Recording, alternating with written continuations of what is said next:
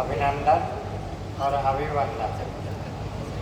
आज 75वां स्थापना दिवस के साथ साथ एक कार्यक्रम अभी संपन्न हुआ। पाली हिंदी शब्दकोश के अंतिम खंड का लोकार्पण किया गया। बहुत संक्षेप में इसके बारे में मैं बतला दूँ। स्वयं बतलाना उचित भी नहीं है। जैसा कि कहा गया है, निज कवित्व के ही लाग न नीका, सरस होए अथवा अति फीका। तो ये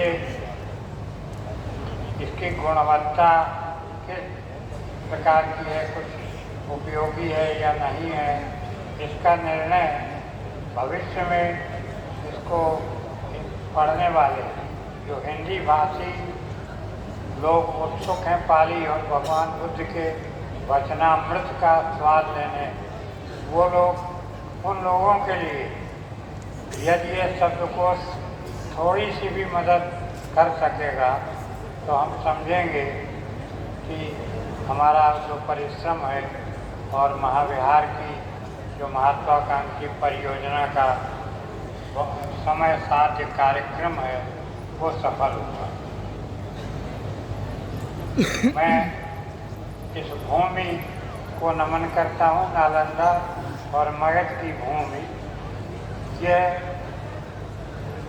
अत्यंत गंभीर जो महायान के संस्कृत में निबद्ध शास्त्र हैं, उनकी रचना की भूमि तो है ही।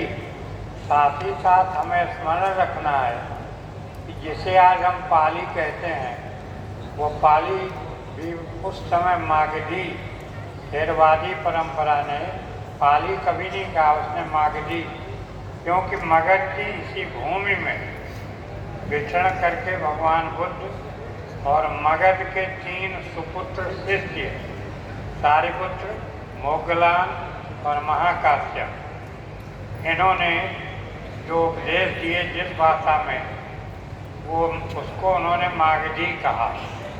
क्योंकि भगवान बुद्ध इस मामले में जनतांत्रिक दृष्टिकोण अपनाकर उन्होंने लोकल जो डायलेक्ट हैं, स्थानीय भाषाएं, उनमें उपदेश देने का आदेश दिया था।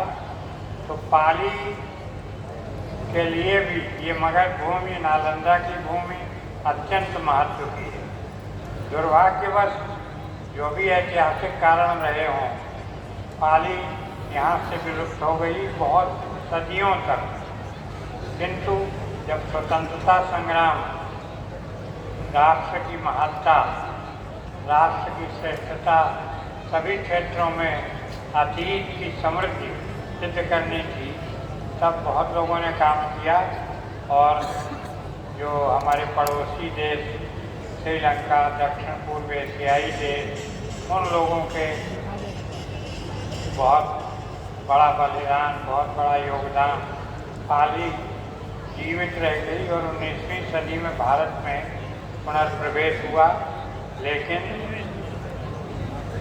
यहाँ उन देशों में ये स्थिति, जब इस महाविहार की स्थापना हुई तो इसका एक ही लक्ष्य था।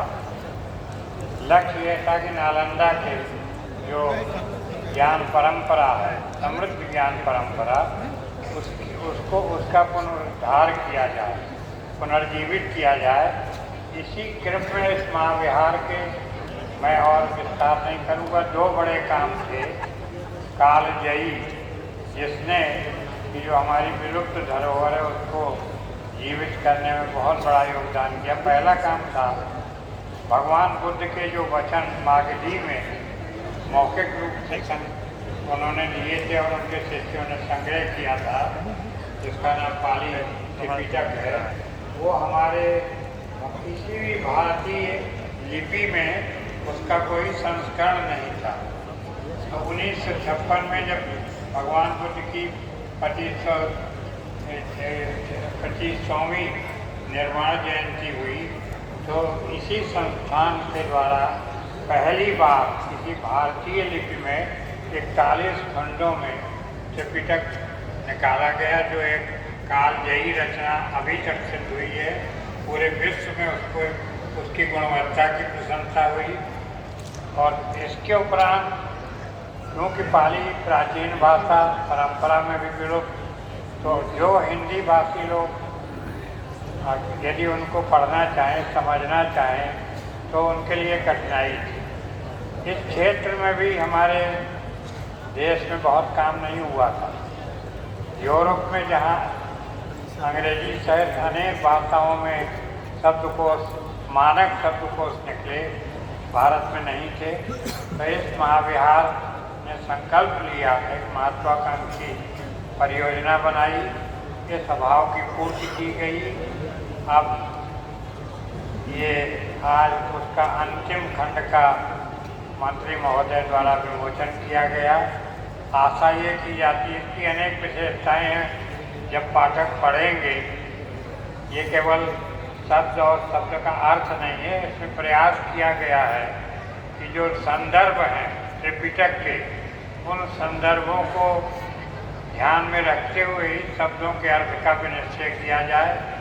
फिर जो पारिभाषिक शब्द हैं तकनीकी, उनके उन टिप्पणियाँ इत्यादि दी गई हैं। अभी इसमें और कुछ भी करना था, शायद मुझे पूरी आशा है कि जो विद्वान और ये शास्त्री यहाँ के कुलपति महोदय हैं, ये जो उसकी अपूर्णता रह गई उसको भी पूरा अवश्य करेंगे। मैं अधिक समय नहीं लूँगा, बहुत देर हो चुकी है, मैं इसलिए बस इतना ही मुझे कहना है कि मगध की इस भूमि, नालंदा की इस भूमि में हमारे माननीय प्रधानमंत्री का जो मेक इन इंडिया का जो नारा है, वो हमारे इंडोलॉजी के अध्ययन के क्षेत्र में, पाली और बौद्ध विद्याओं के क्षेत्र में भी वो सफल हो। हम यहीं पर अपने शब्दकोश, मानक शब्दकोश बनाएं और भी गंभीर शोध कार्य इस महाविहार से निकलें, ताकि इस क्षेत्र में भी जो देसी उत्पादन है, मेक इन इंडिया का जो नारा है, महत्वाकांक्षी योजना है, वो सफल हो सके। धन्यवाद।